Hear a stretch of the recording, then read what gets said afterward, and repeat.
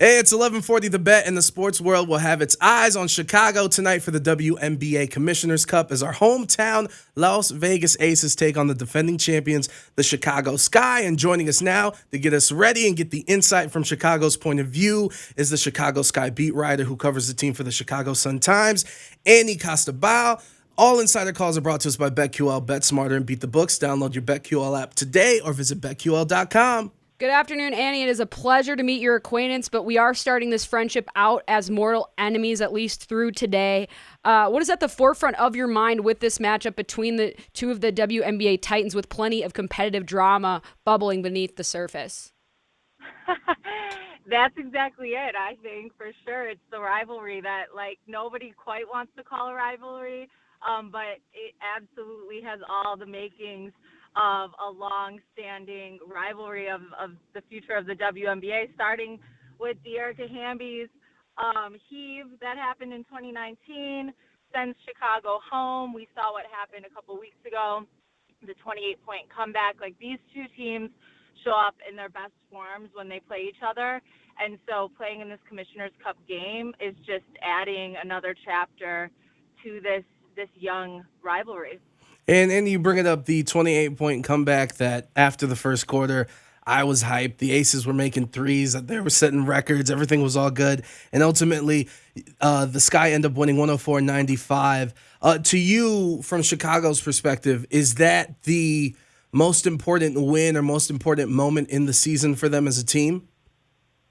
I think it was significant, but I wouldn't say it was the most important win by any means. I mean, it was historic, as we all know, but I think every single game we've seen the Sky develop and grow further into the team that James Wade has expected them to be and wanted them to be. We haven't seen games where there's been huge setbacks. It's even in losses, take the New York loss, for example, that they just suffered the other night. They were coming off a back-to-back, and honestly, not even trying to, play on the team of the Sky here, but they should have and could have won that game had a little bunny like Candace Parker gone in, So each game, I think we're seeing this team develop into a stronger version of itself. And so, yes, that was a significant win, but every single game we've seen the Sky play, they've gotten better, more cohesive, more dangerous. And I think that's what's really scary when you think about how the rest of this season is going to play out. Yeah, I'm looking at the advanced stats here on WNBA.com and just looking at teams and players even, and there's not a whole lot of Chicago names on any of these lists, but clearly this is a team that, as you mentioned, is working towards cohesion, working towards more of a team game. And you mentioned New York. I mean, that between the Aces and Chicago, that's pretty much the only other team that they've played lately, and they're kind of up and coming at a very fast rate. You want to go to Sabrina Ionescu, you want to look at Han Shu, who's certainly a not-so-secret weapon. But when you look at those teams that go from worst to first or worst to markedly improved, it's easy to kind of minimize it down to one player. Like I said, Sabrina, or with the Sky, it was when Candace Parker decided to come home. And like I said, it's almost minimizing their importance solely based on their impact on the floor. There's something about their presence and aura. Wouldn't you agree? Yeah, I would agree, but honestly, I wouldn't necessarily agree in that it's entirely what Candace Parker is doing here in Chicago. Obviously, she was a missing piece in that, yeah, she brings this knowledge, this experience, and is a Hall of Famer, a future Hall of Famer. So undoubtedly, she is a huge impact on this team. But what's different about New York and Chicago and the way you just described them is that Chicago doesn't rely on Candace Parker. Chicago doesn't rely on any single player. We saw that when Courtney Vandersloot was just out for the last 4 games. This is the best passer in the WNBA, and she had to sit out 4 games, and the Sky were fine. So when you think about this Sky team as constructed, there's no single player that is a big impact player. They're all big impact players. That's a stark contrast, too, because when we think about the Aces, I mean, we got some of the best talent in the league, but it's very top-heavy in terms of our player usage and rotation. And if you think about it from a strategic point of view, I mean, heavy legs bode poorly for attentive to detail defense, which you mentioned is probably important to bring, especially when you have such a pass-heavy and efficient offense like the Skies. Which matchup or area of the floor do you think the Aces will look to attack to get that jump start and the energy momentum? Because we know that the patience is not their strongest suit or game plan. Yeah, I mean, I think what they did last game, they're going to try and attack the Sky early and quickly and take the Sky out of their game. That's what's so interesting about these two teams is like whoever could take the other out of their game is going to win. And we saw the Aces do that in the first quarter of their last matchup, but the Sky's response to that forced the Aces to take shots they don't necessarily want to be taking. And so I think tonight, when it comes to the Aces, if they can attack the Sky quickly, but then maintain that, then, you know, we could see them get a win tonight. But I also just think the Sky are better built to withstand punches. So I think I kind of know where you're going with this next question I'm going to ask, but I'm going to ask it flat out. Out of the big three, whether it's the Connecticut Sun here in Las Vegas with the Aces or the team that you cover in the Sky, if you had to pick one that is most likely to win the title, who do you have? Between the Sky, the Aces, and the Connecticut Sun, yeah. That's a hard question because obviously these three teams are really, really talented. I'm going to start with why I don't think it's the Aces. Goodness. Here we go, Vegas. Listen up. Flat out. Like, I think Las Vegas is an incredible team, and I think they can win a championship. The reason I don't think they're going to is because the way that they're constructed, it's hard to imagine how they're going to be able to sustain a team like the Sky in a series, right? Mm-hmm. And there's other teams that you think about them and question how they could sustain them in a series. They absolutely could do it, but that's the biggest question mark when I think you think about the Aces, in my opinion. Then when you're talking about the Sun, I don't know that they have the backcourt depth to compete with the depth of the Chicago Sky. Like, again, I just said it. Courtney Vandersloot was out 4 games. She's the best passer in the WNBA. She missed 4 games, and the Sky were okay. They played well. Julie Allemond is honestly maybe the next Courtney Vandersloot. She did a great job stepping in as backup point guard. Dana Evans is also a really talented point guard, but brings an entirely different style of play. She's also a way better defender. When you think about the Sun, to me, that's their big question mark. And then when you look at the Sky, like, this isn't just because I'm covering this team, and obviously I see them every day, so take that for whatever it is.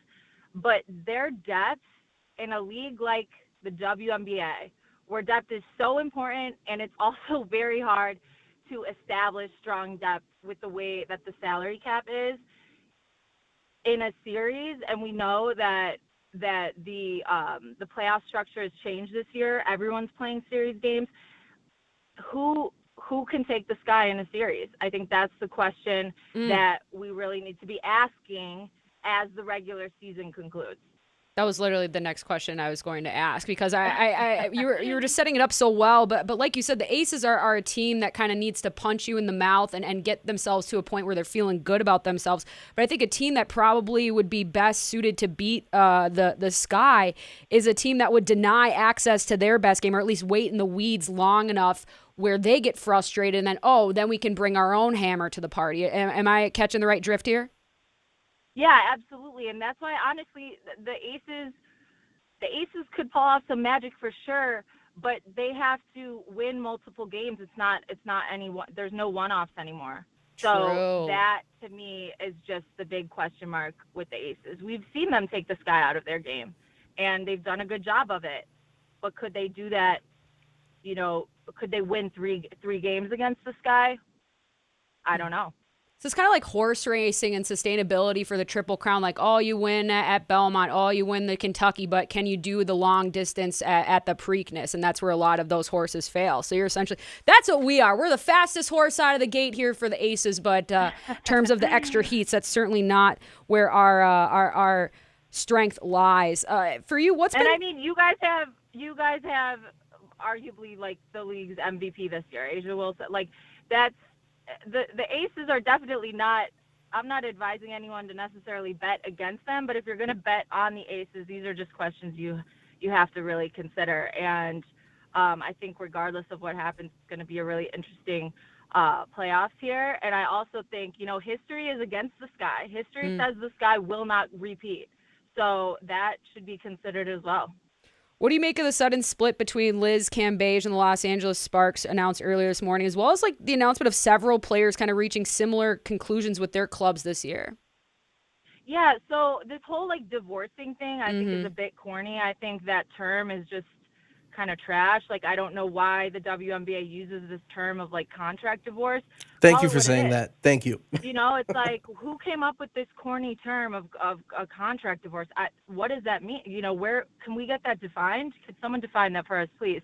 And secondly, I think honestly, from my perspective, and this is not having talked to anyone in Liz's camp, anyone with the Sparks, but when you look at like what Liz is doing, she's a businesswoman. She's out here doing a lot.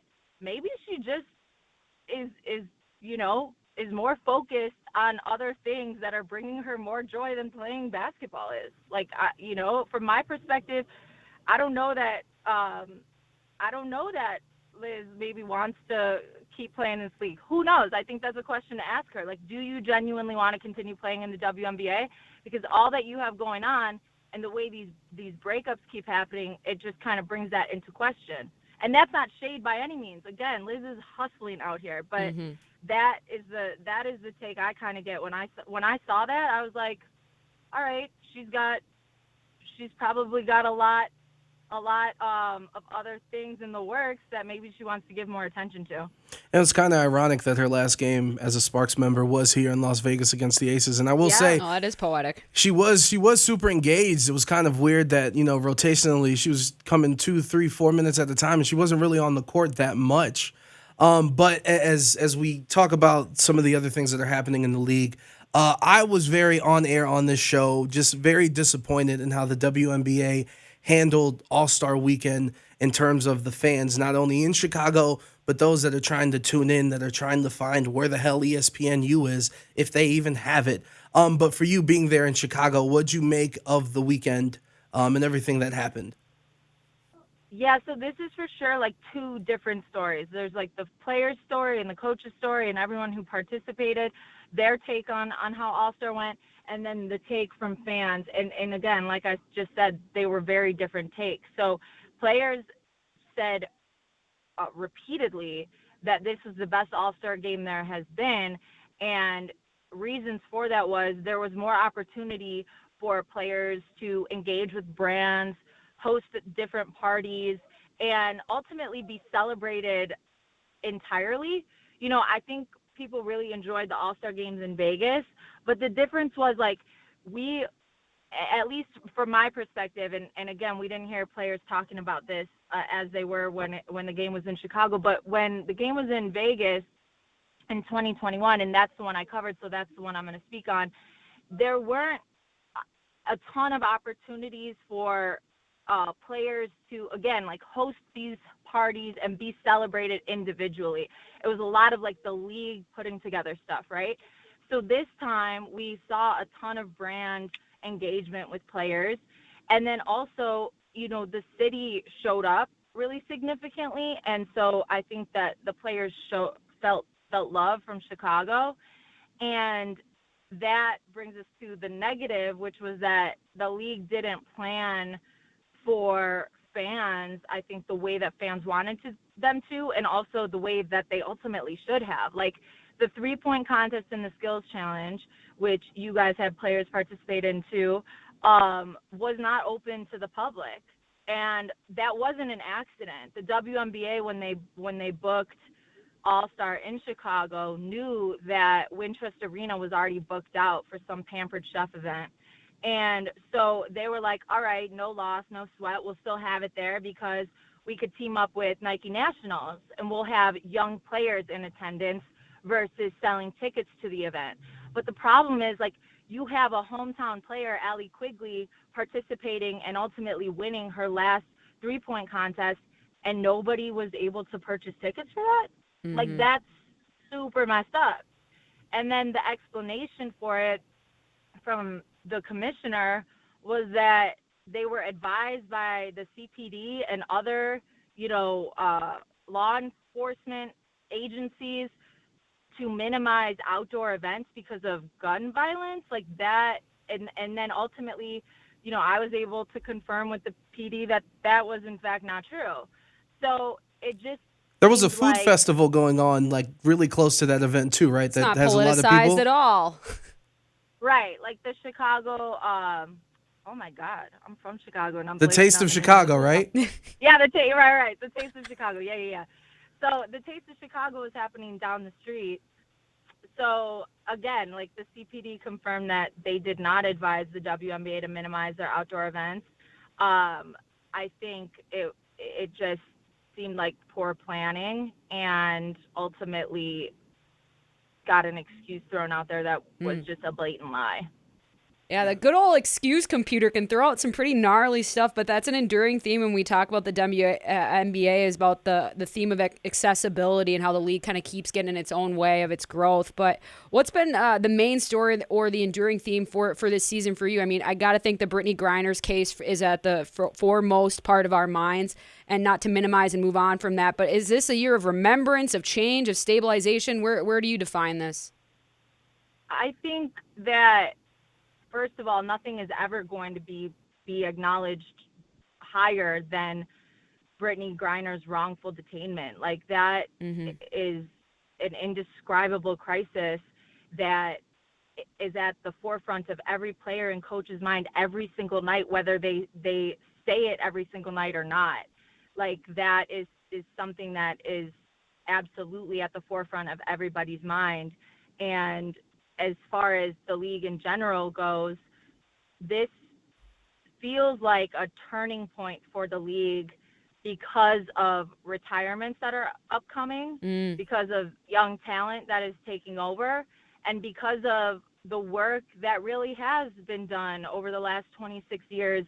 And we are starting to see its impact. Even, the accountability factor that's present that hasn't always been present. Like, this, I think, in my opinion, is a turning point in the league. And I think when we look back on years 24, 25, 26, like this moment right now, I think it is going to be remembered as when a shift took place and when, new leaves sprouted and new growth happened.